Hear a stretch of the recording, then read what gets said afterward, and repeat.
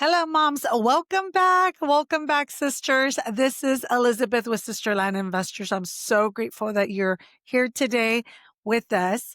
Today, we are discussing moms, you're not a superwoman. You are a visionary mom, and that's more than enough. Ladies, today we're going to discuss everything about being enough. A lot of us feel overwhelmed.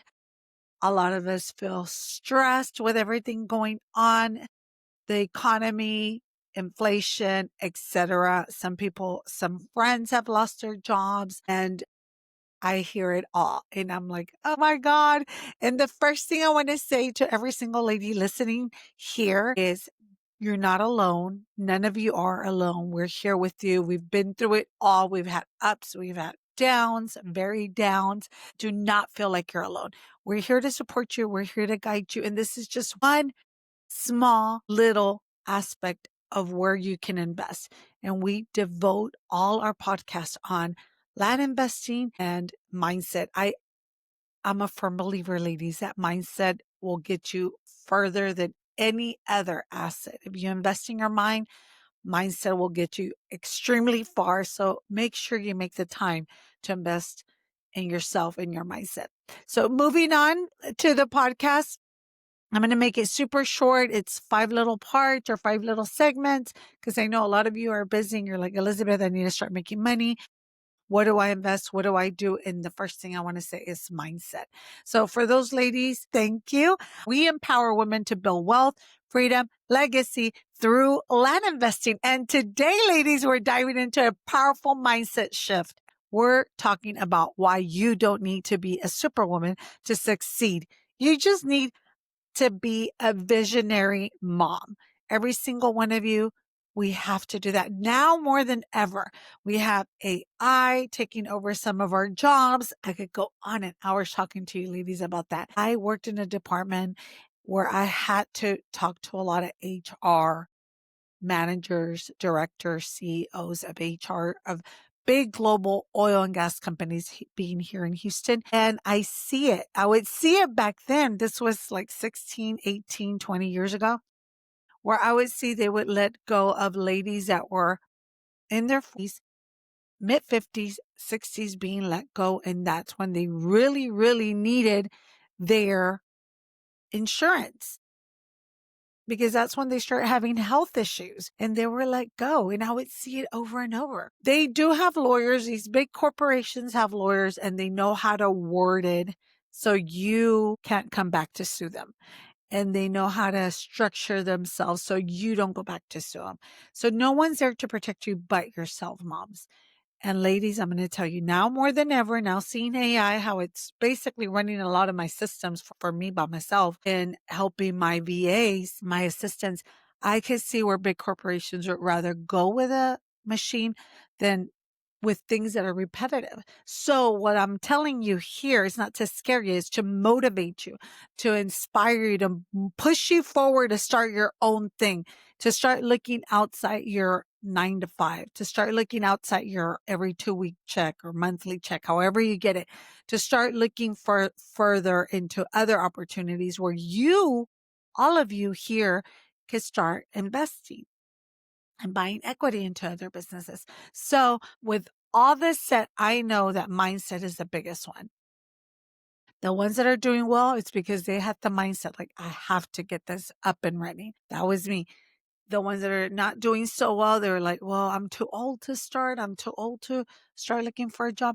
And they self-talk themselves out of huge opportunities because they're all very capable. But to make a long story short, here we are.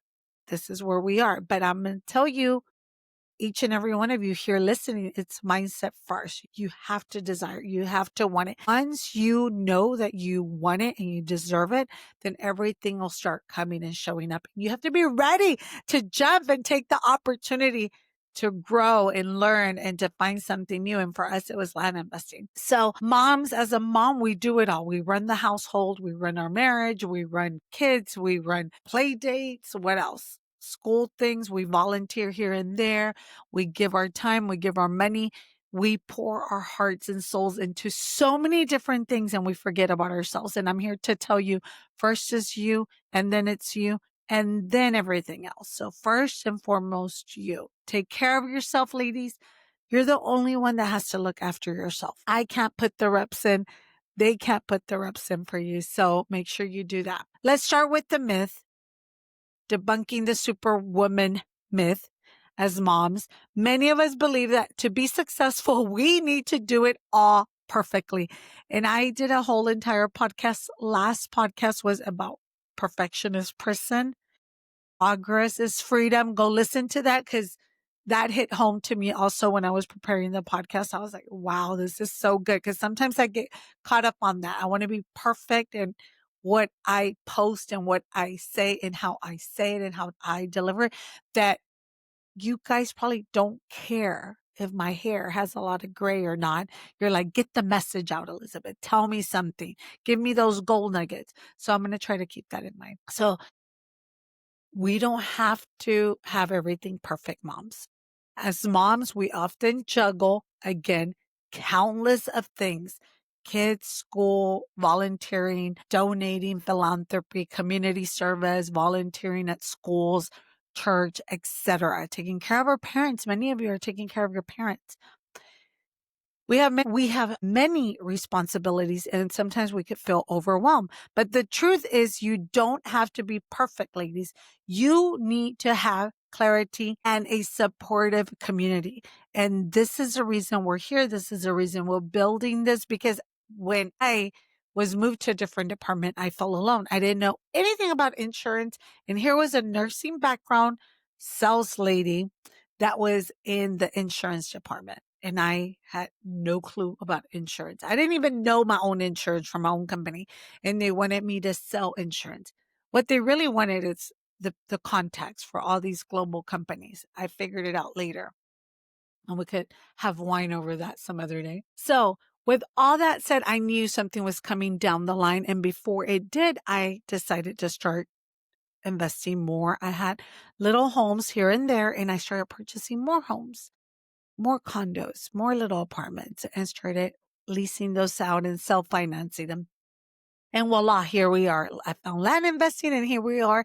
I'm telling you, ladies, start where you are. If you have a job, start where you are with your job, but start investing in some type of real estate, because that's the only thing that's going up. Start investing in something that you know that'll go up in time. Just look at your history. I'm not a big history person, but look at your history and you'll see what has gone up in value. We're here to help you reach out with whatever you're struggling with. We're here to help you.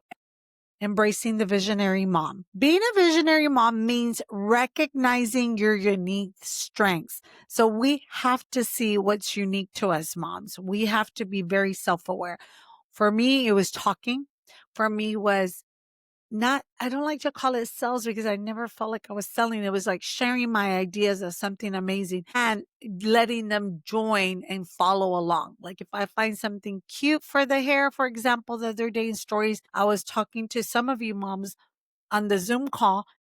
And I know I go off into a rampage, but I told you about my grace. I hate to dye my hair every 2 weeks. So I shared with everyone on Instagram stories my little fiber. It's fiber in color. So I sprinkle the fiber to make my hair look fuller because I feel like it's thinning in certain areas.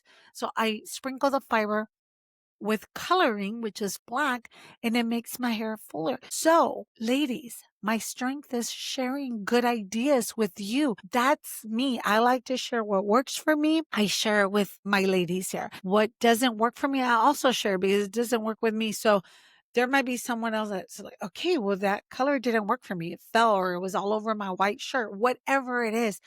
And just communicating and sharing your strengths and knowing your strengths. My strength is, what can I do to always look and feel better and empower myself and build my mindset? And then sharing that. So being a visionary moms and recognizing our strength is huge, especially in a path if you were just let go or you lost your job. This is a great way to start envisioning your new path. Find your strengths, write them down. There's something good about that. Connecting people. I love to do that. When I find a good attorney in real estate, I like to tell all my other friends, this is the best attorney real estate, or this is the best title company, or this is the best website to go get your information. I love to share that and make connections with other people. We see possibilities where others see obstacles. Again, mothers, as visionaries, that's a muscle that you have to cultivate. We're not taught this at school. At school, we're taught to memorize. You have to spend time to get creative, to find what you love, what you're passionate about, what you see good where others don't see it as good. For example, when I left, I was down. I was like, oh my God, they completely shut this whole department. Now I'm going into this new department that I have no clue. I was devastated. I was like, oh my God, I'm in a new department. I don't know anyone in this department. I started from scratch. I didn't know anything about insurance again. And I felt so lost and overwhelmed. But that was my opportunity to start learning, to start meeting new people, to talk to them. And I met new people. And that's when we started discussing more about what they like to invest in. And we would talk about investments. And that was kind of my hint for myself to, okay, I've been doing good in real estate. That's what's keeping me afloat. Let's invest more in real estate. Ladies, seeing opportunities where others see obstacles is huge because we learn to see the opportunity. And this is again a muscle we all practice. Try to see the good in something. If everyone sees like, oh, AI is going to take over, you see the opportunity. How do I use AI to enhance my business, to grow, to help my children instead of getting a tutor now? Have AI tutor you to how to help your kids. I use it all the time. My daughter will come home and say, I don't know how to do whatever it is that she's doing in math or science. And guess who I run to first? I used to be my husband. He's a smarty pants in the house. I used to be him, but now I go to my AI and I try to learn as much as I can. And then I impress them. Don't tell them I told you, but I impress them. They're like, wow, how did you know that? I'm like, it's AI. I'm using AI. So ladies, I'm telling you, don't see it as a threat. Everything you see it as your advantage, as your tool, and learn and grow. You adapt, you learn, you grow. We all do. Even in the busiest moments, we learn and we grow and try to make it fun. Always sprinkle a little fun here and there, whatever you're doing, because those little moments is what you'll look back at and say, that was my life. Yes, it's about being intentional and believing that you are capable, that you have the potential. That's it. All of you have the potential. Podcast, building wealth. Anyways, we're going to build it regardless. We have our mindset and it's set to build wealth. You're going to build it regardless. How it comes to you, it might be land, it might be other real estate. This podcast may trigger something within you. Maybe it already did for many of you that you're like, oh, well, I could use that idea to start this, or I could use this, what she taught in the land investing blueprint to use it for XYZ, whatever it is that you're using. That's exactly how we have been growing. Many moms worry that they don't have enough time or resources. I'm one of them. I always feel like I don't have enough time and I don't have the right resources. I'm guilty of that. But the beauty of land investing is that it's accessible and very flexible. So anyone could do it from anywhere, literally from your cell phone. You can start small. And I've said it over and over to many of you ladies here. You can start small. Take little steps, incremental steps, and gradually scale up. I'm telling you, progress is freedom, little by little. I wish I knew this long time ago because I would beat up on myself. Like, I'm not doing enough. I haven't bought enough. I'm always being so hard on myself. But I'm telling you, progress is freedom. Take little baby steps. Do a little something today that you're going to thank yourself 10, 15 years from now, or even tomorrow. If you go for a walk, it's all about making progress and not perfection. Again, to build wealth, it's about progress, making the connections, building the relationships, meeting the right people, learning about ways to invest, how to invest, where to invest, just learning that you're building that progress, you're building that momentum, and you'll get into the habit. Like every morning at 6 a.m., I wake up, I go for a walk, and I'm listening to a podcast on real estate, where every morning at 6:30 a.m. I make a phone call. No, don't call anyone at 6:30. Every morning at 6:30 a.m. I start typing my emails to send offers to X, Y, and Z, and then have it automated to go out at 9 in the morning or 10 in the morning, whatever you decide. Little steps here and there goes a long way. And I highly recommend each of you ladies here listening to start doing that. Start taking small steps. Write your emails. Look at the areas you want to invest. Talk to the people. Go meet the people, the title companies, the brokers, the escrow officers. Everyone there is a huge component to your progress, and they will direct you. I can sit here and list for hours the ladies that have helped me, not only in title companies, but that helped me with surveyors, plotting, splitting, subdivisions. I mean, it's huge. For those that don't know, I had my first subdivision. I'm so excited. It was a long process, super, super long, but it was amazing. I learned extremely so much from that I don't know if I have the energy to do it again, but it was fun. It was a very huge learning experience.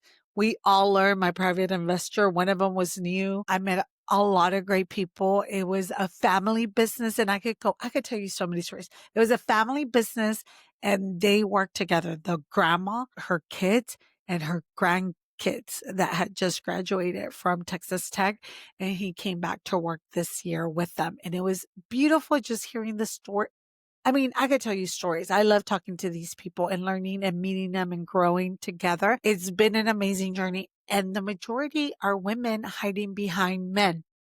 When I say hiding is because the surveyors are mostly men, at least all the ones that I've met. If there's female surveyors out there, please contact me. I would love to interview you and talk to you more about everything you do, because there's so much involved in that. So women behind these men, but they navigate it and they know it so well, and they hold my hand and guide me the whole way. And I love them for that. So yeah, building wealth is not necessarily just some money, but these relationships have been huge and crucial, because they tell me, Elizabeth, next time stay away from this part of the city. Next time, call us for this. We'll get it done quicker. Next time, go here, because they know X, Y, and Z. And I'm like, that's more than money. I mean, that information is huge, because it does propel you for more. Hold on, guys. My stove is beeping. I need to go turn off the soup. Okay, we turned off the soup. That's the other thing about being a mommy and working from home. My daughter doesn't feel 100%. So she's home while she should be at school. She's at home resting. And I made her this delicious chicken soup, and I put extra garlic, sprinkle a little bit of ginger to make her feel better, and tons of veggies. Okay, let's continue, ladies. Overcoming fear and embracing failures. Overcoming fear and embracing failures. I'm going to tell you if you're human, I think you're going to have fears and failures. We changed that word a while back. I just didn't like the feel of it. I don't like how I feel when I say I failed at something, because trust me, I failed at a gazillion things, not a million or a billion, a gazillion. So that word failure, to me, it doesn't go well. It makes me feel not good. So I changed the word many years ago to learning experiences, or just a learning opportunity, a learning experience. So now that's what I like to call them. And yes, I still have a lot of learning experiences, because I'm learning a lot. I'm growing. I feel like a baby. So when you change the word from failure to, it makes you feel a lot better, and you're not alone. But here, my assistant put it as overcoming fears. Thank you. Overcoming fears and embracing failures. Ladies, let me tell you real quick. If you are human, not a robot listening to this, if you're a human, it's very natural to fear failure. That's just natural. We want to stay away from it. All of us. I don't think there's one person that says, I'm not fearful of failure. Everyone has some sort of fear in them to fail. And that's natural. But remember, every successful investor has failures. Again, I like to call them learning experiences, but we've had failures or setbacks or learning, whatever you want to call them. I don't like to call them failures, but we've all had those. That's how you learn. That's how you grow. And you're just going to have to know that you're going to have one or two. Have the mindset ready that you're going to learn from it. Don't beat yourself up for it, for failing or having a setback. Don't beat yourself.